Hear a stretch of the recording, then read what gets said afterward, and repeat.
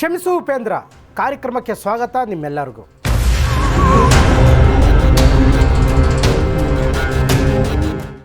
ಈ ಕಾರ್ಯಕ್ರಮ ಯಾರನ್ನೂ ಓಲೈಕೆ ಮಾಡೋದಕ್ಕೋ ಅಥವಾ ಇನ್ಯಾವುದೋ ವ್ಯಕ್ತಿ ವಿರುದ್ಧನೋ ಅಲ್ಲ. ಈ ಒಂದು ಕಾರ್ಯಕ್ರಮ ಸಮಾಜದಲ್ಲಿ ನಡೀತಾ ಇರೋಂಥ ಘಟನೆಗಳು, ಮರೆಮಾಚ್ತಾ ಇರೋಂಥ ಸತ್ಯಗಳು ಹೊರಗಡೆ ಬರಬೇಕಾಗಿದೆ. ನಾನು ಯಾವ ದಲಿತ ಮುಖಂಡ ವಿರೋಧಿನೂ ಅಲ್ಲ ಅಥವಾ ಇನ್ಯಾರೋ ಪರನೂ ಅಲ್ಲ. ನನ್ನ ಉದ್ದೇಶ ಸತ್ಯ ಹೊರಗಡೆ ಬರಬೇಕು ಅನ್ನೋದು. ಆಯಿತು, ಕ್ಷಮಿಸಿ ಉಪೇಂದ್ರ ಈ ಕಾರ್ಯಕ್ರಮ ಉಪೇಂದ್ರ ಅಭಿಮಾನಿಗಳಿಗೆ ಮತ್ತು ದಲಿತ ಮುಖಂಡರಿಗೆ. ಯಾಕೆ ಅಂದರೆ ಮೂಢನಂಬಿಕೆಯ ಬಗ್ಗೆ ಉಪೇಂದ್ರ ಅವರು ಮಾಡಿದಂತಹ ಸಿನಿಮಾಗಳು ಒಂದಲ್ಲ ಎರಡಲ್ಲ. ದೇವರು ಇದಾರೋ ಇಲ್ವೋ ಅಂತಹ ಅನ್ನೋ ಪದನ ನೋಡಿದ್ದೇ ಉಪೇಂದ್ರ ಅವರ ಮೂವಿಗಳಲ್ಲಿ. ನಾವು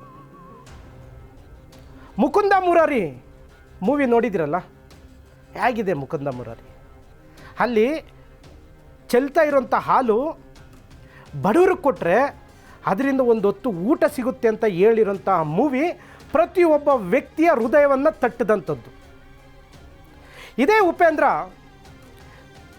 ಒಂದು ಪ್ರಜಾಕೀಯ ಒಂದು ಪಾರ್ಟಿ ಮಾಡ್ತಾನೆ. ಭ್ರಷ್ಟಾಚಾರ, ಸುಲಿಗೆ, ರಾಜಕೀಯ ಹದಗೆಟ್ಟಂಥ ವ್ಯವಸ್ಥೆಯನ್ನು ಬದಲು ಮಾಡಬೇಕು ಅಂತ ಒಂದು ಪ್ರಜಾಕೀಯ ಒಂದು ಪಕ್ಷವನ್ನು ಸ್ಥಾಪನೆ ಮಾಡ್ತಾನೆ. ಆದರೆ ಇದೇ ಉಪೇಂದ್ರ ಸೋಷಿಯಲ್ ಮೀಡಿಯಾದಲ್ಲಿ ಲೈವ್ ಮಾಡುವಾಗ ಜನಗಳ ಬಗ್ಗೆ ಮತ್ತು ಅವ್ರು ಮಾಡ್ತಾ ಇರೋಂಥ ಮೂವಿ ಬಗ್ಗೆ ಮತ್ತು ಪಕ್ಷದ ಬಗ್ಗೆ ಸೋಷಿಯಲ್ ಮೀಡಿಯಾದಲ್ಲಿ ಲೈವ್ ಬಿಟ್ಟಾಗ ಒಂದೇ ಒಂದು ಪದ ಬಳಕೆ ಆಗುತ್ತೆ. ಒಂದೇ ಒಂದು ಪದ ಬಳಕೆ. ಆ ಒಂದು ಪದ ಬಳಕೆ ದಲಿತರ ಮುಖಂಡರನ್ನ ರೊಚ್ಚಿಗೆ ಬರೆಸೋ ರೀತಿ ಇರುತ್ತೆ. ಆ ಪದ ಇಡೀ ಕರ್ನಾಟಕದ ಪ್ರತಿಯೊಬ್ಬ ದಲಿತನೂ ಕೂಡ ಉಪೇಂದ್ರ ವಿರುದ್ಧ ನಿಂತ್ಕೊಳ್ತಾರೆ. ಉಪೇಂದ್ರ ಮಾತಾಡಬಾರ್ದು, ಮಾತಾಡಿದ್ದು ತಪ್ಪು ಅಂತೇಳಿ ಎಲ್ಲರೂ ಖಂಡನೆ ಮಾಡ್ತಾರೆ. ಜೊತೆಗೆ ಉಪೇಂದ್ರ ಅವರ ವಿರುದ್ಧವಾಗಿ ಸಾಲುಗಳಾಗಿ FIR ಆಗುತ್ತೆ, ಅಟ್ರಾಸಿಟಿ ಕೂಡ ಕೇಸ್ ಆಗುತ್ತೆ. ಏನು ಉಪೇಂದ್ರ ಅವರು ಅಂದಿದ್ದು ಮಾತು? ಆ ಲೈವಲ್ಲಿ ಮಾತಾಡ್ತಾ ಹೇಳ್ತಾರೆ, ಊರೆಂದರೆ ಒಲಗೇರಿ ಇರುತ್ತೆ ಅನ್ನೋ ಪದ. ಆ ಒಂದು ಪದ ಎಲ್ಲ ದಲಿತರ ಹೃದಯವನ್ನು ತಟ್ಟಿ ಎಬ್ಬರಿಸುತ್ತೆ. ಯಾಕೆ ಅಂತಂದರೆ ದಲಿತ ಅನ್ನೋ ಪದ ಕಾನೂನಲ್ಲಿ ತಪ್ಪಿದೆ ಅಂತ. ಓಕೆ, ಆಮೇಲೆ ಇದೇ ಉಪೇಂದ್ರ ಅವ್ರ ಮೇಲೆ FIR ಆಗುತ್ತೆ. ಆ FIR ದಿನಾಂಕ ನೋಡ್ಕೊಂಬಿಡಿ, 12/8/2023 ಚೆನ್ನಮ್ಮನ ಕೆರೆ ಪೊಲೀಸ್ ಸ್ಟೇಷನಲ್ಲಿ FIR ಆಗುತ್ತೆ. ಆ FIR ಕಾಪಿಯಲ್ಲಿ ಏನು ಇರುತ್ತೆ ಅನ್ನೋದನ್ನ ದಯವಿಟ್ಟು ಒಂದು ಸರ್ತಿ ನೀವು ತಿಳ್ಕೊಳ್ಳಿ. ಆಮೇಲೆ ಈ ಕಾರ್ಯಕ್ರಮ ಕ್ಷಮಿಸು ಉಪೇಂದ್ರ ಏನಕ್ಕೆ ಈ ಟೈಟಲ್ ಓಡ್ತಿದೆ ಅನ್ನೋದ್ರ ಬಗ್ಗೆ ನಿಮಗೆ ಹೇಳ್ತೀರಿ. ನಟ ಉಪೇಂದ್ರ ಇವರು ಸಾಮಾಜಿಕ ಜಾಲತಾಣದ ಕಾರ್ಯಕ್ರಮದ ನೇರ ಪ್ರಸಾರದಲ್ಲಿ ಮಾತನಾಡುವಾಗ ಊರೆಂದರೆ ಒಲಗೇರಿ ಇರುತ್ತದೆ ಎಂಬ ಪದ ಉಪಯೋಗಿಸಿ ಮಾತನಾಡಿದ್ದು. ಇದರಿಂದ ದಲಿತ ಸಮಾಜದಲ್ಲಿನ ಜಾತಿ ಭಾವನೆಗಳಿಗೆ ಘಾಸಿ ಉಂಟು ಮಾಡುತ್ತದೆ. ನೋಟ್ ಮಾಡಿಕೊಳ್ಳಿ. ಈ ಹಿನ್ನೆಲೆಯಲ್ಲಿ ಸದರಿ ನಟ ಉಪೇಂದ್ರ ಇವರ ವಿರುದ್ಧ ದೌರ್ಜನ್ಯ ತಡೆ ಕಾಯ್ದೆ ಅಡಿಯಲ್ಲಿ ಪ್ರಕರಣ ದಾಖಲಿಸಿ ಕ್ರಮ ಕೈಗೊಳ್ಳುವಂತೆ ದೂರನ್ನು ದಾಖಲು ಮಾಡ್ತಾರೆ. ಅದಾದಮೇಲೆ FIR ಕಾಪಿಯಲ್ಲಿ ಏನಿದೆ ಅಂತ ಓದ್ತಿದ್ದೀನಿ, FIR ನಂಬರು ಕೂಡ ಕೊಡ್ತೀನಿ. ಆ FIR ನಂಬರನ್ನು ಕೂಡ ನೀವು ಸರ್ಚ್ ಮಾಡ್ಬೋದು, ನೀವು ಡೌನ್ಲೋಡ್ ಮಾಡ್ಕೊಬೋದು. ಜಾಲತಾಣದಲ್ಲಿ ಮಾತನಾಡಿದ ವಿಡಿಯೋ ಕ್ಲಿಪ್ ಸಹ ನಾನು ನೋಡಿದ್ದು. ಅದರಲ್ಲಿ ಊರೆಂದರೆ ಒಲಗೇರಿ ಇರುತ್ತದೆ ಎಂಬ ಪದವನ್ನು ಉಪಯೋಗಿಸಿರುವುದು ಕಂಡು ಬಂದಿರುವುದು ಸತ್ಯವಾಗಿರುತ್ತದೆ. ಅದು FIR ಕಾಪಿಯಲ್ಲಿ ಇರೋದು. ಒಬ್ಬ ವ್ಯಕ್ತಿಯು ಸಾರ್ವಜನಿಕ ಜೀವನದಲ್ಲಿ ಒಬ್ಬ ನಟನಾಗಿ ರಾಜ್ಯಾದ್ಯಂತ ಹೆಸರು ಮಾಡಿರುವ ಉಪೇಂದ್ರ ಇವರು ಎಲ್ಲರಿಗೂ ಮಾದರಿಯಾಗಿ ನಡೆದುಕೊಳ್ಳಬೇಕಾಗಿತ್ತು. ಎಲ್ಲರಿಗೂ ಒಂದು ಮಾದರಿಯಾಗಿ ಇರಬೇಕಾಗಿತ್ತು ಉಪೇಂದ್ರ ಅವರು ಅಂತ FIR ಕಾಪಿಯಲ್ಲಿ. ಆದ್ದರಿಂದ ನಟ ಉಪೇಂದ್ರ ಇವರ ಮಾತಿನಿಂದ ದಲಿತರ ಭಾವನೆಗೆ ಘಾಸಿ ಉಂಟು ಮಾಡಿರುವುದರಿಂದ ಸದರಿಯವರ ವಿರುದ್ಧ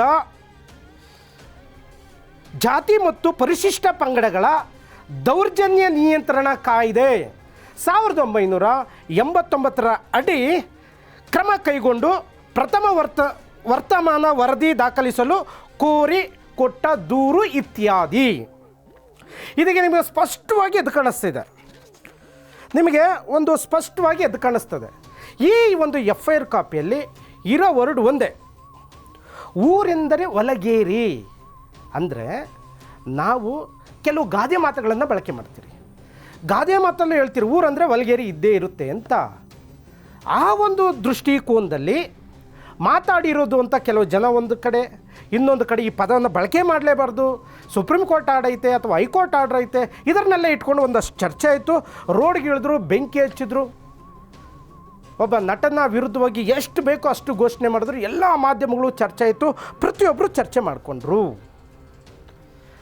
ಆದರೆ ನಾನು ಇದೇ ದಲಿತ ಮುಖಂಡರಿಗೆ ನಂದೊಂದು ಪ್ರಶ್ನೆ.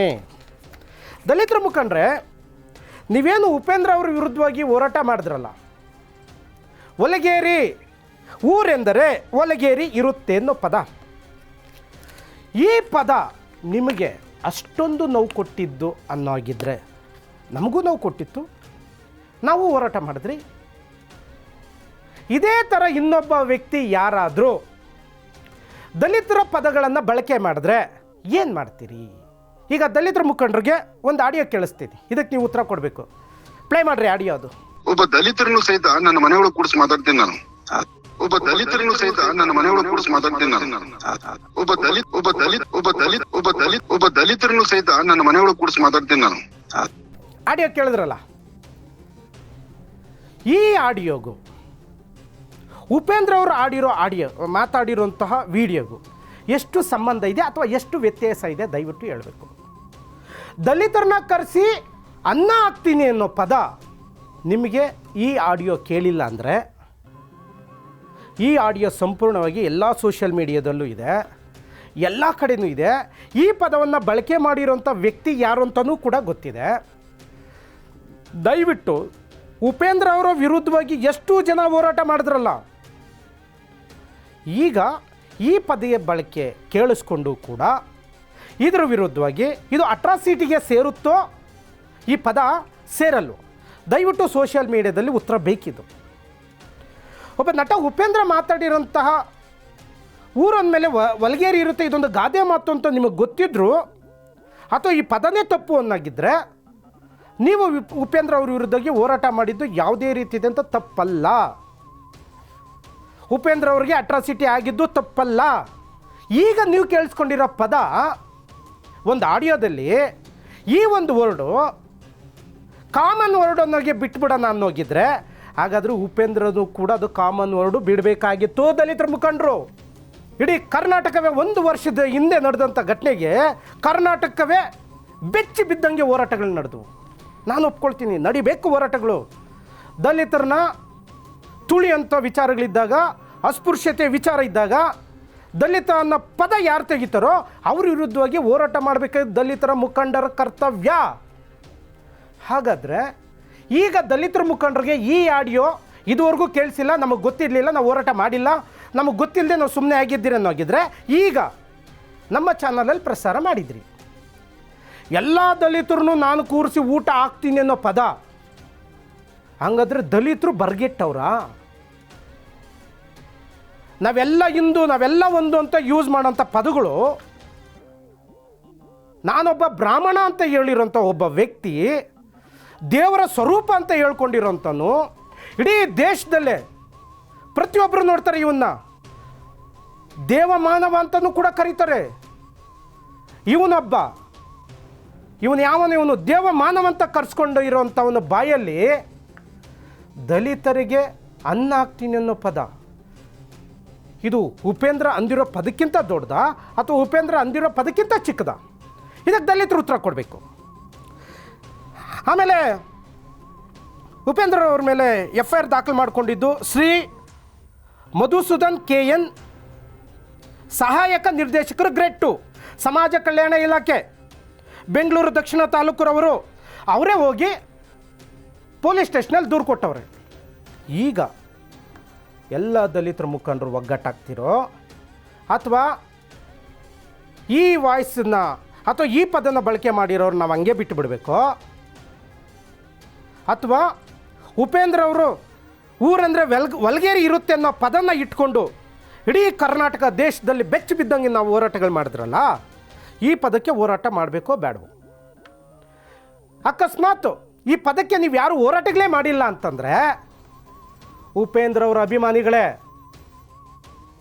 ಒಬ್ಬ ನಟ ಒಂದು ಪಕ್ಷ ಕಟ್ಟಿ ದೇಶ ಬದಲಾಗಲಿ, ನಮ್ಮ ರಾಜ್ಯ ಬದಲಾಗಲಿ, ರೈತರ ಸಮಸ್ಯೆ ಬದಲಾಗಲಿ, ಯುವಕರ ಭವಿಷ್ಯ ಬದಲಾಗಲಿ, ರಾಜಕೀಯ ವ್ಯವಸ್ಥೆ ಸರೋಗಲಿ, ಭ್ರಷ್ಟಾಚಾರ ಇರಬಾರ್ದು ಅಂತ ಒಂದು ಪಕ್ಷ ತಂದು ಯಾರಿಗೂ ವಂಚನೆ ಮೋಸ ಮಾಡದೆ ತನ್ನ ನಟನೆಯನ್ನು ದೇವರುಗಳ ವಿರುದ್ಧ ದೇವ್ರು ಇದ್ದಾರೋ ಇಲ್ಲವೋ ಅಂತ ತೋರಿಸ್ಕೊಟ್ಟು ನಮ್ಮ ಎಲ್ಲರ ಮನಸ್ಸನ್ನು ಗೆದ್ದಂಥ ಉಪೇಂದ್ರ ಅವ್ರಿಗೆ ಆಗಿರೋ ಅನ್ಯಾಯಕ್ಕೆ ನ್ಯಾಯ ಕೊಡಿಸ್ಬೇಕೋ ಬೇಡವೋ? ಹಾಗಂತ ನಾನು ಇದ್ರ ವಿರುದ್ಧವಾಗಿ ಹೋರಾಟ ಮಾಡಿ ಧ್ವನಿ ಎತ್ತಿ ಕರ್ನಾಟಕಕ್ಕೆ ನಾನೇ ರೊಚ್ಚಿಗೆ ಬರೆಸ್ತಿಲ್ಲ ಯಾರನ್ನೂ. ಕಾಮನ್ ವರ್ಡ್ ಅಂತ ಬಿಡಂಗಿದ್ರೆ ಬಿಟ್ಬಿಡಿ, ಆದರೆ ಉಪೇಂದ್ರ ಅವ್ರಿಗೂ ಕಾಮನ್ ವರ್ಡ್ ಅಂತ ಬಿಡಬೇಕಾಗಿತ್ತು. ಈ ಪದ ತಪ್ಪು ಅನ್ನೋಗಿದ್ರೆ ಉಪೇಂದ್ರ ಅವರು ಅಂದಿರೋದು ತಪ್ಪು, ಉಪೇಂದ್ರ ಅವರು ಅಂದಿರೋದು ಮಾತ್ರ ತಪ್ಪು, ಈ ಪದ ಸರಿ ಅನ್ನೋಗಿದ್ರೆ ಉತ್ತರ ಕೊಡಬೇಕಾಗಿರೋದು ಉಪೇಂದ್ರ ಅವರ ಅಭಿಮಾನಿಗಳು, ಎಲ್ಲ ದಲಿತರ ಮುಖಂಡರು, ಸಮಾಜದ ಹೋರಾಟಗಾರರು, ಸೋಷಿಯಲ್ ಮೀಡಿಯಾದವರು. ಇದು ಉಪೇಂದ್ರದ್ದು ವಾಯ್ಸು ಒಂದು ಕಡೆ ಇಟ್ಕೊಳ್ಳಿ, ಈ ಪದವನ್ನು ಇಟ್ಕೊಳ್ಳಿ. ಊರಂದರೆ ವಲ್ಗೇರಿ ಇರುತ್ತೆ ಗಾದೆ ಮಾತು, ದಲಿತರನ್ನು ಕರೆಸಿ ನಾನು ಅನ್ನ ಹಾಕ್ತೀನಿ ಅನ್ನೋ ಮಾತು ಅದು ಗಾದೆ ಮಾತಾ? ಹಾಗಾದರೆ ಇಲ್ಲೇ ತೋರಿಸ್ತಿರಲ್ಲ, ದಲಿತ ಅನ್ನೋ ಪದ ದಲಿತರಿಗೆ ಘಾಸಿ ಉಂಟು ಮಾಡೋಂಥ ಪದ. ಹಾಗಾದರೆ ಈ ಪದ ಯಾರಿಗೂ ಅರ್ಥ ಆಗ್ತಾ ಇಲ್ವಾ? ಓಕೆ, ನೋಡೋಣ. ಈ ಒಂದು ಹೋರಾಟಕ್ಕೆ ಉಪೇಂದ್ರ ಅವರ ವಿರುದ್ಧವಾಗಿ 1 ವರ್ಷದಿಂದ ಊರೆಂದರೆ ವಲಗೇರಿ ಇರುತ್ತೆ ಅನ್ನೋ ಪದಕ್ಕೆ ಎಷ್ಟು ಜನ ಹೋರಾಟ ಮಾಡಿದ್ರು, ಯಾರ್ಯಾರು ಹೋರಾಟ ಮಾಡಿದ್ರು, ಯಾರ್ಯಾರು ಪತ್ರಿಕಾ ಮಾಧ್ಯಮದಲ್ಲಿ ಕೂತ್ಕೊಂಡ್ರು, ಯಾರ್ಯಾರು ಯಾವ್ಯಾವ ರೀತಿ ಚರ್ಚೆ ಮಾಡಿದ್ರಿ, ಯಾವ್ಯಾವ ರೀತಿ ಉಪೇಂದ್ರವನ್ನು ರೋಡಿಗೆ ತಗೊಂಡು ಚೆಕ್ ಬಿಸಾಕಿದ್ರಿ, ಸ್ಟೋರಿಯಲ್ಲಿ ತೋರ್ಸೋಣ.